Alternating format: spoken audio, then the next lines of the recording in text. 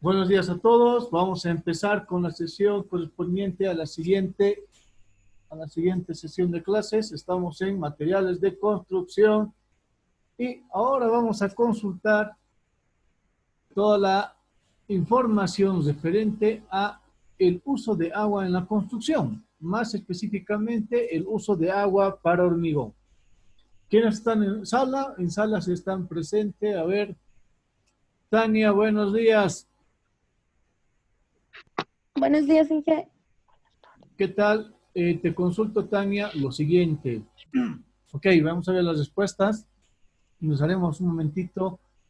¿Dónde está? El WhatsApp. Ahora sí. Vámonos a la página. Muy bien.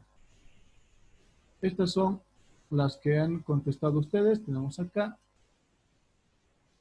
Esta es de la última pregunta. Nombre, ¿dónde está el nombre? ¿Nombre de quién es esto? No hay nombre. No hay nombre. ¿Ve? Chachura, aquí tampoco hay nombre. ¿De quién es esto? Mira, ni idea. ¿Esto de qué? Ah, está Saúl, por fin, Saúl. Saúl, ¿estás presente? Saúl Sí, Quispe, ¿estás? Inge, sí, Ok. sí, Inge. Ya, a Acá ver, estoy. por favor, a ver, Saúl, la última respuesta a la última pregunta que se hizo. Léenos, por favor. ¿De mi respuesta, Inge? Sí, sí, sí, tu respuesta, por favor. Ya. La mezcla bituminosa es la combinación de báltico áridos ay, esperen un momento, Inge. Sí, sí, sí, no te preocupes. Áridos conglomerantes continua, polvo mineral y eventualmente aditivos, Ya, cuyo proceso debe realizarse a una temperatura muy superior a la del ambiente, al menos a 180 grados. ya, muy bien. ¿Qué más? Esta mezcla se utiliza mayormente en carreteras. Ya, Los cuidados que debe tener es impedir la circulación de vehículos pesados si la requiere un riesgo previo de impremación y adherencia. Es conveniente tomar las medidas correctoras de la superficie. ya, muy bien. Interesante tu respuesta, estimado Saúl. Ya. Bueno, a ver, antes de llegar más las respuestas, vámonos a la clase del día de hoy a revisar todo lo que tiene que ver aguas para hormigón. Ya vamos a comentar más adelante las respuestas que dieron. Y bueno, en este momento también, bueno, más adelante voy a hacer una consulta por la plataforma, por la sala de chat, para que ustedes también contesten. Ok, hasta el momento, ¿por qué la última pregunta estaba relacionada con las mezclas bituminosas? Y voy a aclarar lo siguiente. Miren, cuando nosotros hablamos de mezclas bituminosas, hemos visto que las mezclas bituminosas puede ser el alquitrán, que viene de la hulla, pueden ser también los derivados del petróleo, ¿sí? Que vendría a ser el betún. Pero estas mezclas no requieren de agua. La pregunta clave que nos hacemos para el siguiente tema. ¿Qué tan importante es el agua en la construcción? Bueno, en la construcción sabemos que el agua es muy importante, pero donde existe un mayor consumo de agua es en los trabajos que requieren hormigón o mezclas con cemento. En todo caso, con materiales aglutinantes, sin considerar las mezclas bituminosas. ¿Sí?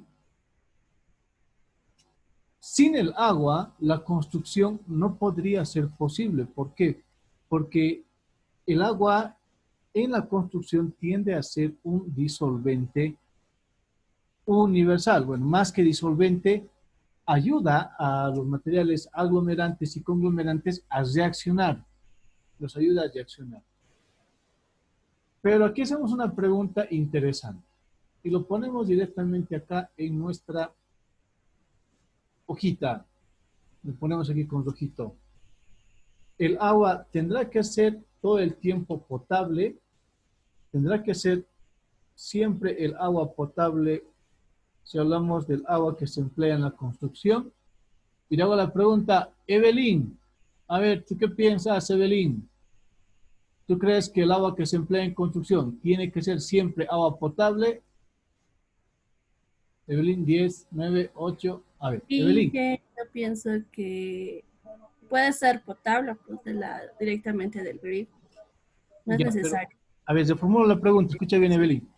¿El agua que se emplea en la construcción tiene que ser siempre potable, sí o no? No, Ah, Yo digo que sí. no. Yo digo que sí.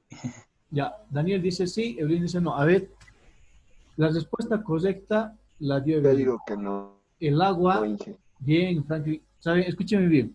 El agua que se va a usar en la construcción no siempre tiene que ser potable. Sin embargo, tiene que estar libre de ciertas impurezas. ¿Qué significa eso? ¿Que podemos usar cualquier agua para la construcción? Sí. Para hacer adobes, sí. Para hormigones, uy, el agua no es potable, no interesa, sirve para la construcción, siempre y cuando esté libre de una serie de impurezas. Ah, ok. Entonces, bajo esa aclaración, ingresamos a nuestra sesión, ¿sí? Bien, vámonos a la diapositiva. Y una definición rápida para el agua de construcción. Una definición sumamente rápida y sencillita. Decimos, ¿qué es el agua? El agua es considerada como materia prima para la confección y curado del concreto. Por si acaso, en muchas videografías, cuando ustedes escuchen el término o lean el término concreto, está haciendo referencia al hormigón. Que concreto o hormigón es lo mismo. En algunos países de Latinoamérica, Argentina, si más no estoy mal informado, en el Perú, en vez de hormigón dicen concreto. Nosotros en nuestro medio lo conocemos como hormigón, ¿ya? Entonces dice, el agua considerada es como materia prima para la confección del hormigón. ¿Qué significa? Que si no hay agua, no podemos realizar la masa para fabricar el hormigón, ¿no? ¿Qué más nos dice esta pequeña redacción? Que debe cumplir con determinadas normas de calidad. Ah, ya. Pero ahí está la consulta que le hacíamos a Evelyn. Y la consulta la hacemos nuevamente acá. Y bueno, la ponemos en todo caso ya como una afirmación. El agua no debe ser siempre potable. Siempre potable.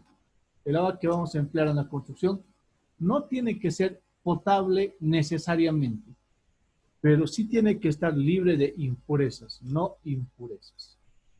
No tiene que tener impurezas. Eso que les quede bien claro. En nuestro medio, generalmente el agua que se emplea en la construcción en centros urbanos, como las ciudades, en las diferentes ciudades, se utiliza el agua de grifo. ¿Por qué? Porque es el agua que está disponible, ¿no? Entonces simplemente abrimos el grifo y del agua grifo, que es agua potable, agua que se puede beber, utilizamos esa agua para el hormigón. Pero esto no implica que en las zonas rurales, en las zonas donde no existe agua potable, no se pueda hacer construcción. ¿Se puede hacer construcción? Sí. ¿Se puede hacer hormigón? Sí. Porque el agua no siempre tiene que ser potable. Pero ¿cuál es el requisito? Tiene que estar libre de impurezas. Ojo, estoy repitiendo esto muchas veces para que ustedes no tengan dudas más adelante.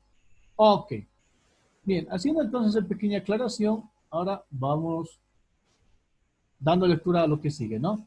A ver, estimada Jocelyn, por favor, lecturita desde las normas, te lo voy a resaltar. Toda esta partecita, Jocelyn, desde las normas. Ya. Desde las normas, ¿verdad? Sí, sí, sí. Ya. Las normas para la calidad del agua, estables de país a país. Y también pueden tener alguna variación según el tipo de cemento que se quiera mezclar.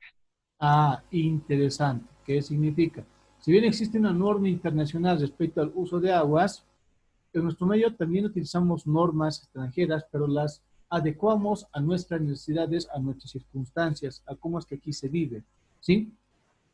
Pero pese a que existe una norma a nivel internacional, existen normas generales. En cualquier país, esto ya se sobreentiende. ¿Y qué tipo de normas son esas? Aquí lo vamos a ver en verdecito, lo pondremos acá. Y lo vamos a poner aquí con un recuadrito acá. Dice, primero, si yo quiero usar agua para la construcción, esta tiene que estar limpia, tiene que ser limpia y fresca hasta donde sea posible. Al decir agua limpia, nos referimos que no tiene que tener ningún resto, no puede usar yo agua sucia. Tiene que ser agua transparente, en palabras más claras, transparente. Y al decir agua fresca, ¿a qué nos referimos con agua fresca, estimado Flavio? ¿Qué es el agua fresca? 10, 9, 8, 7, 6, Flavio 5, Flavio 4, Flavio se va a salir 3, Flavio 2, ya ni modo, Flavio, tal vez te has equivocado.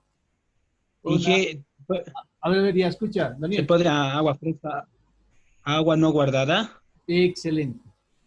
Ya, Por hay que ejemplo, tener mucho cuidado. Por si acaso, para conocimiento de todos, por si las dudas, por si cualquier referencia necesitan ustedes, cuando el agua se encapsula en recipientes, el agua, antes de empezar a formar bacterias, porque el agua empieza a formar bacterias al interior de un recipiente,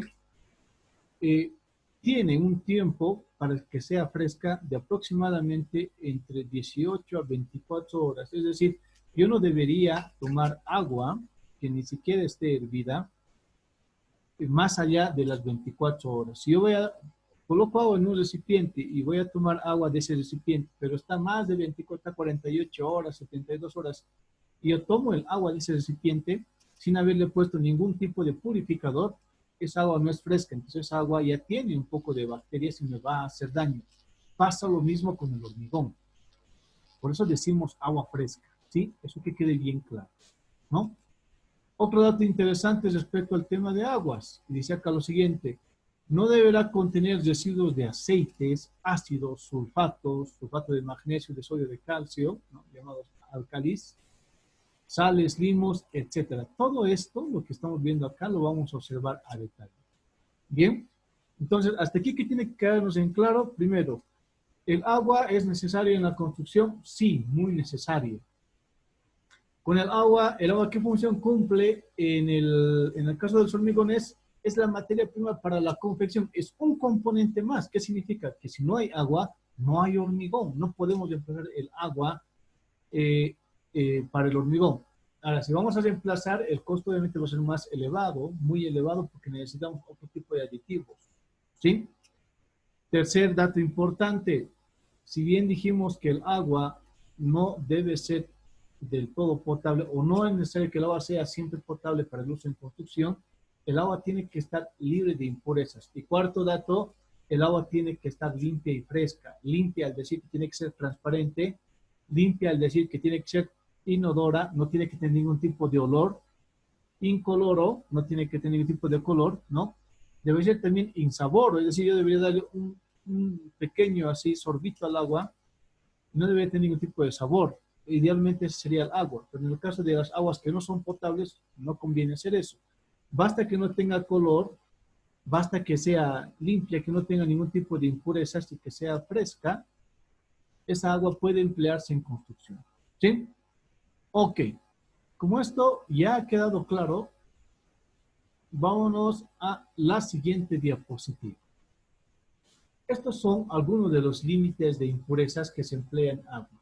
¿Sí? Esto ya hay tablas, esta tabla incluso, bueno, esta tabla ya está incluso en Wikipedia. ¿Y esto por qué se debe? ¿A qué se debe? Es que el estudio del agua ya es, en construcción, es un tema muy recurrente, necesario, y en nuestro medio también hay que potenciar. Si hablamos de sustancias, ¿qué tipo de sustancias o de impurezas como límite máximo debería tener el agua si quiere emplear en la construcción? Y aquí vamos a hacer las siguientes referencias, ¿sí? Si el agua tiene presencia de cloruros, el límite máximo de cloruros tiene que ser de 300 ppm. Y le pregunto aquí, a ver, estimado Mario Gutiérrez, A ver, ¿dónde está? Claudio, última opción a Claudio. ¿Dónde estás? Flavio. Flavio la una, Flavio las dos. Creo que Flavio hoy día tiene lo que comentaba en la anterior clase es que tenía sus... A ver, Yamil, te escucho. ¿Qué es ppm? Es partículas por millón. Ah, partes por millón. Sí, ¿qué significa? Esto ya no es porcentajes. Recuerden que cuando trabajamos puede ser por ciento, ¿no? 10%, 20%. Aquí son partes por millón, es decir, 300 partes por cada millonésimo. ¿Sí? Es decir, que el porcentaje, si hablamos de porcentaje, es mínimo, ya no es por ciento, es por millón. Entonces, cloruros, 300 partes por millón. Sulfatos, 200 partes por millón. Sales de magnesio, ¿sí? 125 partes por millón. Observen bien, ahorita voy a hacer una consulta sobre estos valores. Observen bien. Sales solubles. ¿Qué son las sales solubles? Aquellas sales que pueden disolverse en el agua, ¿no? 300 partes por millón. Sólidos en suspensión. Al decir sólidos en suspensión estamos hablando de, puede ser arcillas o un poco de limos. 10 partes por millón. Muy poco, muy poco, muy poco. Materia orgánica expresada en oxígeno consumido, es decir, si tiene algo de color verduzco, ¿no? O si es agüita de río, la cantidad de materia orgánica tiene que ser de 0,001, es decir, tiene que ser inexistente. Y si hablamos del pH, el pH tiene que estar en un rango aproximadamente de 6 a 8 pH. A ver, y hago la siguiente, la última opción, ¿dónde estás, Claudia? Flavio, la una. No está en la sala. Ahí los estudiantes. Ok, bien. Evelyn, hago la consulta. Evelyn a la una, Evelyn a las dos. Sí, Ah, ya. ¿Tú conoces bien cuáles son los rangos de pH? ¿Sabes qué es pH? Una no, consulta. Inge, ¿Entiendes qué es el pH más o menos? A ver, tú, yo sí. es el grado de acidez o basicidad que tiene la Tierra. Exacto. pH nace del término de potencial de hidrogeniones. Hidrogeniones. Eso es pH, potencial de hidrogeniones. Y si hablamos de pH, también podemos decir, como lo dijo bien, es decir, qué tan ácido o qué tan básico es. Si hablamos de acidez o basicidad, vamos a decir lo siguiente, que el pH tiene como límite inferior 1, tenemos un número interesante, aquí vamos a poner lo siguiente, 1, 7 y 14. ¿Esto para qué nos sirve? Cuando nosotros tenemos este dato que es muy interesante, cuando el pH nos da menor a 7, es decir, entre 1 hasta 5, este es un pH ácido. En 7, ¿qué sería, Jocelyn, qué sería en 7? Sería básico, sería... Ah, interesante. Más que básico, es neutro. Nosotros consumimos agua en un estado de pH neutro. Y para la construcción también tiene que ser neutro. ¿Sí? Y cuando está en 14, el pH es básico. Sí, te escucho, papá. Dime. Y bueno, a mí me tocó como esta clase tenía que yo hacerlo como investigación para exposición antes de la cuarentena, Inge. Y Sí. un artículo, bueno, que pude extraer mientras estaba elaborando las diapositivas para poder exponer, era que decía que la mayoría de países a nivel Latinoamérica consideran que el agua potable, por ejemplo, una de las cosas, como usted mencionó, el pH, es algo que conviene mucho para usar en la construcción de hormigón. Y era por eso que decía que en la mayoría posible se debería usar el agua potable para la construcción. Por ejemplo, ese artículo lo sacaron haciendo una encuesta a nivel como Sudamérica, más o menos, por qué deberían usar el agua potable para hormigón y lo sacaron y eso era lo que yo quería comentar, ¿no, Inge? Gracias. Interesante, Daniel. A ver, pero ¿por qué es importante que ustedes también sepan que no necesariamente es bueno usar agua potable? Por el mismo término, potable. Ustedes saben que las reservas acuíferas a nivel mundial de agua dulce, es decir, agua que puede consumirse, son muy pobres, muy escasas. Y en nuestro medio, en Bolivia, el agua que nosotros consumimos viene de los nevados. Acá en La Paz, hace algunos años atrás, no sé si ustedes recuerdan, tuvimos un problema serio por la escasez de agua. Y ahí está la pregunta, ¿qué hacemos? ¿Qué priorizamos? ¿Priorizamos la alimentación de las personas o priorizamos la construcción? Hipotéticamente lo que dice Daniel es cierto. Deberíamos usar siempre agua potable en la construcción.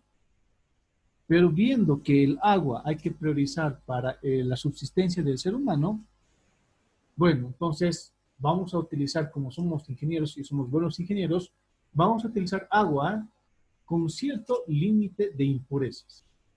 ¿Sí? Nos estamos arriesgando un poco.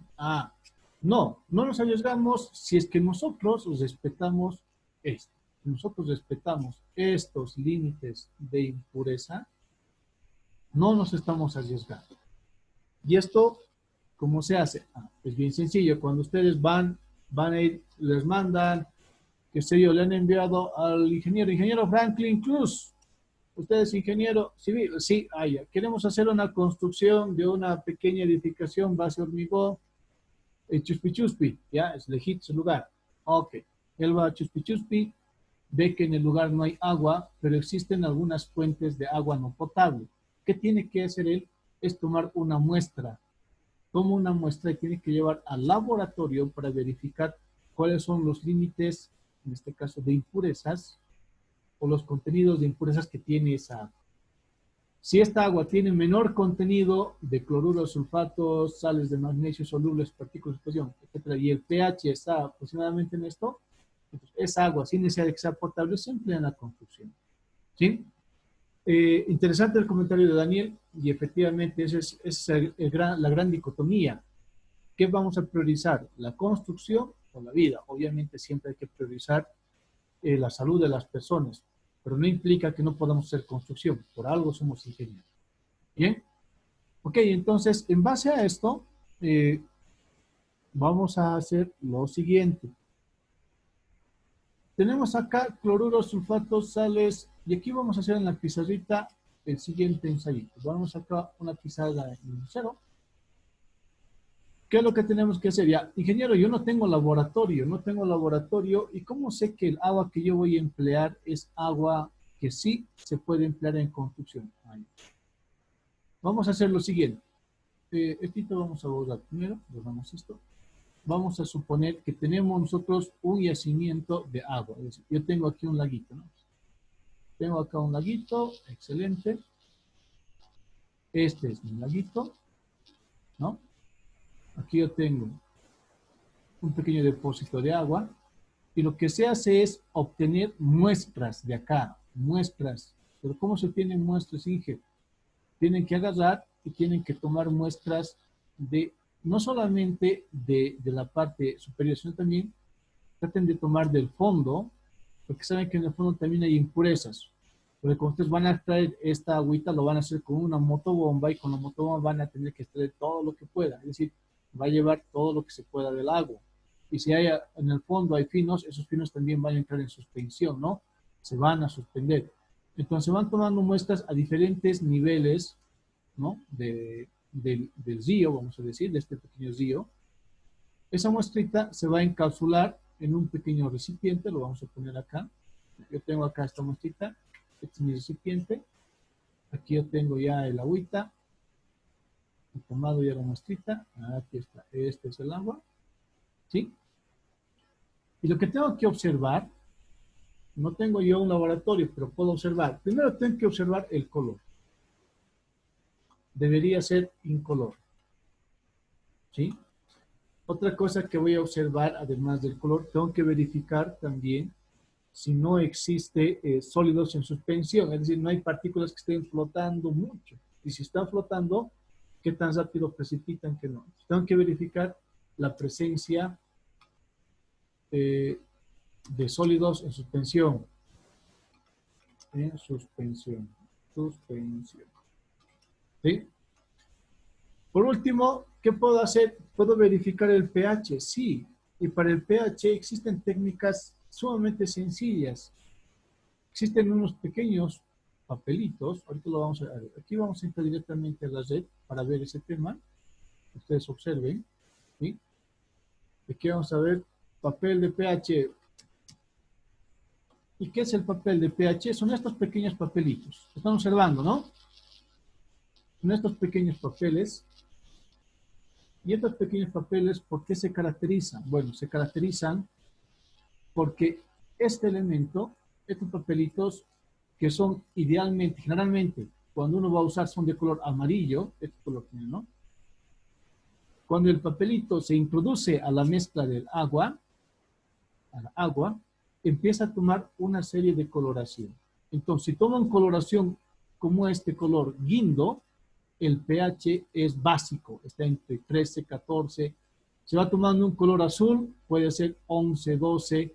Si toma un color rojizo, es ácido, ¿sí? Y si tiene un color medio naranja, medio verde, como en este otro, tiende a ser neutro.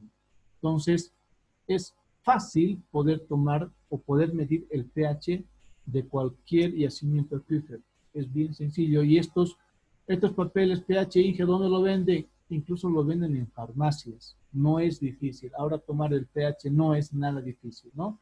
Miren, son tiritas de agua, parecen pegatinas, eso se introduce al recipiente de agua. Vamos a ver acá si podemos tener ese ejercicio.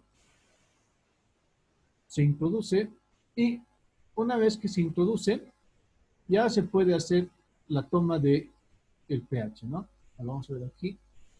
Tenemos más papelitos, miren. Son simplemente papelitos que cambian de color y según la coloración que vayan tomando, yo sé qué pH tiene ese fluido, en este caso el agua. ¿Sí? Bien. Como ya tenemos eso entendido, yo voy a agarrar el papelito de color amarillito o naranjita, vamos a tomar el pH, yo tomo el pH y según la coloración que vaya a pintar acá, vamos a suponer que es un color guindo el que va a pintar, va a pintar guindo esto. Entonces sabemos que ese pH es básico, porque debe estar entre 13 o entre 14 el pH. ¿Sí? Entonces yo puedo ya tomar algunas decisiones sin necesidad de llevar al laboratorio el agua. Pero si hay la opción de llevar al laboratorio, es decir, yo tengo un laboratorio cerca, conviene llevar, ¿por qué? Porque yo tengo que verificar que no existan este tipo de impurezas, que no existan estas impurezas en el agua. No tienen que existir estas impurezas en el agua. Estas que hemos revisado acá. ¿Ven? Estas impurezas no tienen que existir. ¿Sí? Ok. Hasta aquí. ¿Dudas, preguntas, consultas?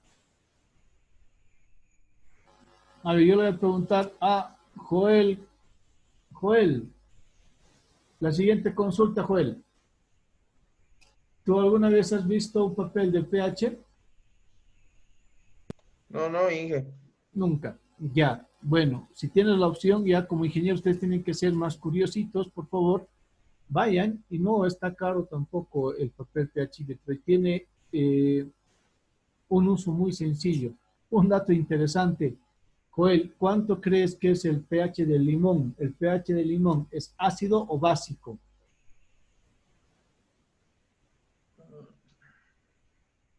Joel, ¿qué piensas? 5, 4. pH del limón, ¿no, Inge? Sí. Sería Básico. Básico, sí. Parecería que sí, no, básico. pero resulta que el limón que debería tener un pH ácido tiene un pH básico. Por eso también consumir limonada o tomar agüita con limón es buenísimo, es muy bueno. Ojo, agua con limón, no agua con jazz limonero. Jazz limonero, y esta mañana he revisado la botellita, que simplemente tiene saborizantes a limón, no es limón.